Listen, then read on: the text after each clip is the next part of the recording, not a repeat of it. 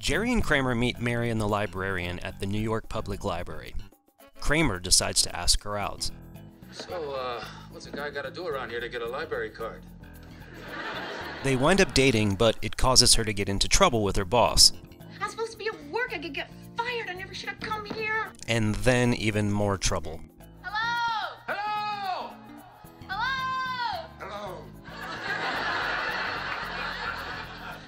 Mr. Bookman.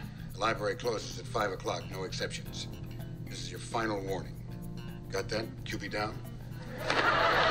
This is the last time we see Marion. I've seen many websites claiming that their relationship ends here, but 3 episodes later, Kramer mentions that he's still sleeping with her.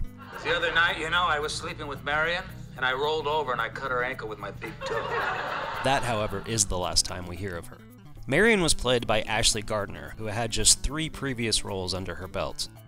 Less than 3 months after appearing on Seinfeld, she landed a character role in the quirky sitcom Parker Lewis Can't Lose. Teaching is, well, a stepping stone to becoming principal. You've got a pretty gruesome approach to education, Missy. A few years after that, she played a slightly more dramatic role in 2 episodes of Grace Under Fire. Steve, I can't go through with this. I'm out of here. Then a bit of a sociopath on the police drama NYPD Blue. People prescribe their own tragedies, you know. If everyone had just behaved, she'd be alive, and I'd be looking at motherhood. And like many other Seinfeld actresses from this time, she played a small role in the movie Breastmen. While doing all of that, she landed what's undoubtedly her most iconic role. Ashley does the voice of Nancy Hicks Gribble in the hugely successful Mike Judge show, King of the Hill. This is the Native American symbol for forbidden love. Oh, well, that's a fun fact. In the 13 years the show ran, Nancy wound up appearing in 124 of the 258 episodes. In 1998, she landed a short recurring role on The Drew Carey Show. I've got something in my throat. And a year later appeared in an episode of Becker alongside of Ted Danson. Well, you're certainly very organized, Doctor, and I would like to compliment you on your honesty.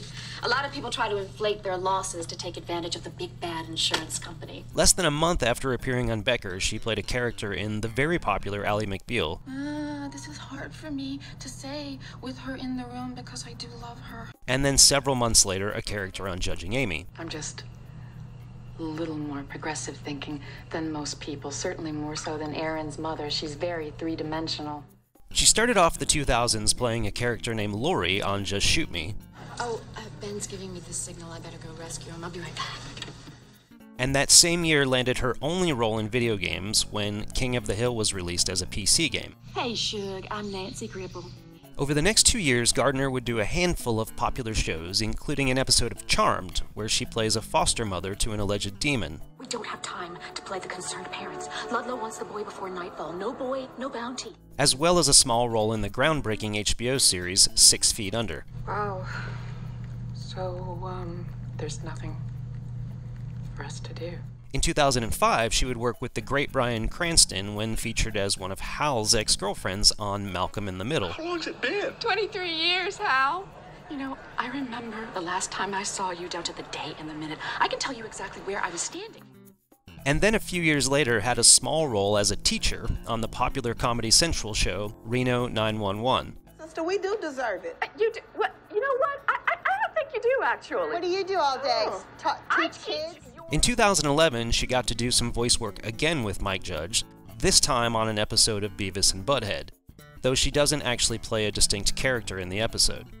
Over the next 8 years, Ashley would land 7 productions, one of which was a cameo in a feature-length movie called Chasing Eagle Rock, and the final of those 7 being an animated series called WTF 101.